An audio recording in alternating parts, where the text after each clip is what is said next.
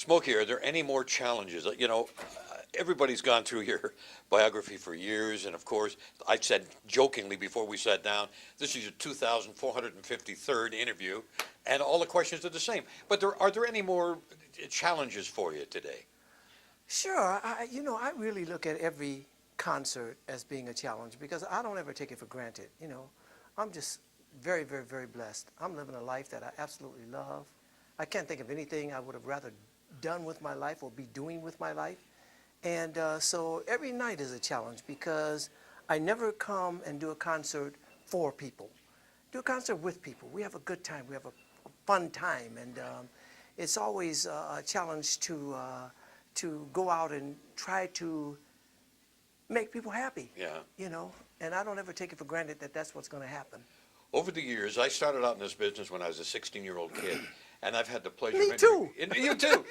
Interviewing people like Sam Cooke and Nat King Cole. And I asked Nat King Cole once, I said, what do you like doing, live recording, television, or live concerts? And he said, Red, if I only had one thing to do, I'd love to do live concerts. What is the situation with Smokey Robinson? I think probably most performers would say the same thing because it's the same thing for me. You see, because I love all of my work. I love being in the studio. I love writing songs. I love all that. But my favorite thing, if I just had to have one, would be performing for people because that's the time when you get a chance to one-on-one with the fans. You get a chance to be with them and see them and react to them and have them react to you. And it's my favorite part of my work. It's feedback for the creativity, isn't it? Absolutely it is. Where did you get the inspiration? Was it like I heard Pagliacci for Tracks of My Tears? I mean, the clown and all of that. Is that where that idea came from when you wrote that? No, actually, I actually talk about that in the concerts because Stevie Wonder did that track. He had that musical track. It was already as it is on that record. Oh. And he brought it to me and he said, Smoke, he said, I got this track and this is a great track, man, but I can't think of a song to go with it, so you see what you can do. So I said, okay. So I heard that little thing in there, bum, bum, bum, ba-da-dum, dum, dum, dum, dum, which is a circus melody, Exactly. So I wanted to write something about the circus that I thought would be heart-wrenching or that would matter to people. So I thought about Pagliacci. Pagliacci is the clown. He made everybody happy. The kids, the grown-ups, everybody came to the circus really to see him. And then he went back to his dressing room. He was sad because no one loved him like, a woman, I should say, loved him like that, And so Tears of a Clown is basically about that.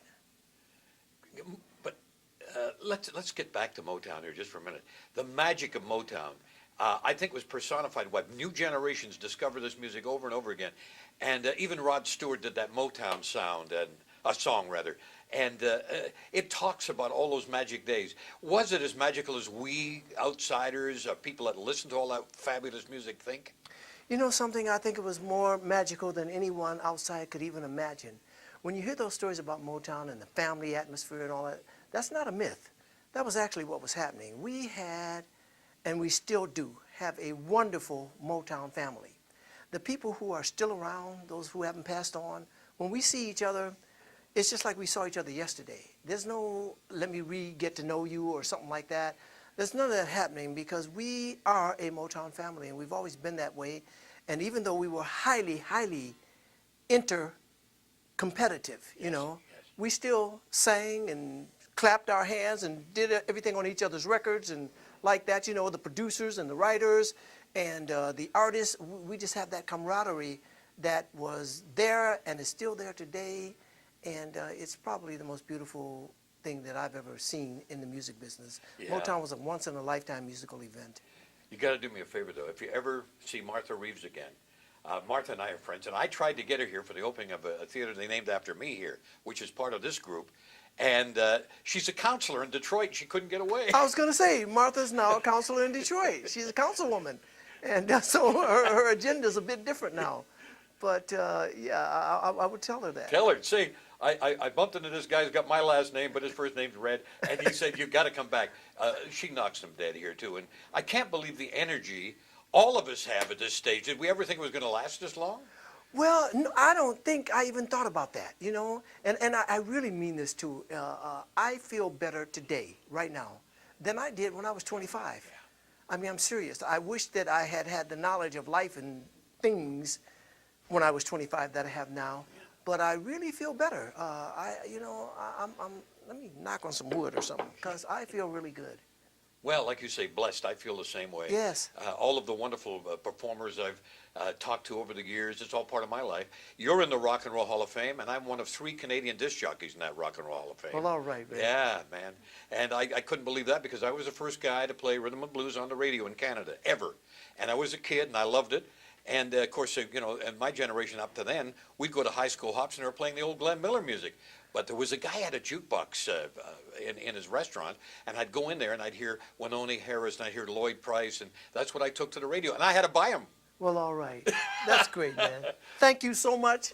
Love you. Oh, you're kidding? I love the music. I mean, that's, you know, and I saved all my interviews over the years, and I've just had them all transferred over to disc, and the Rock and Roll Hall of Fame's using a lot of them. Oh, great. Because my guys, you know, my group of DJs never kept stuff. Yeah. But I did. Yeah. Smokey, it's a pleasure talking to you. We're going to go out there to see you tonight. You've got an unbelievable amount of media out there. And what I find amazing is most of them bought tickets, which it's a great compliment. Well, that's wonderful, Red. I'm glad to hear that, and it's good to see you, man. Thank you. Nice to see you. All right. Thank you very much, Thank you Smokey. very much.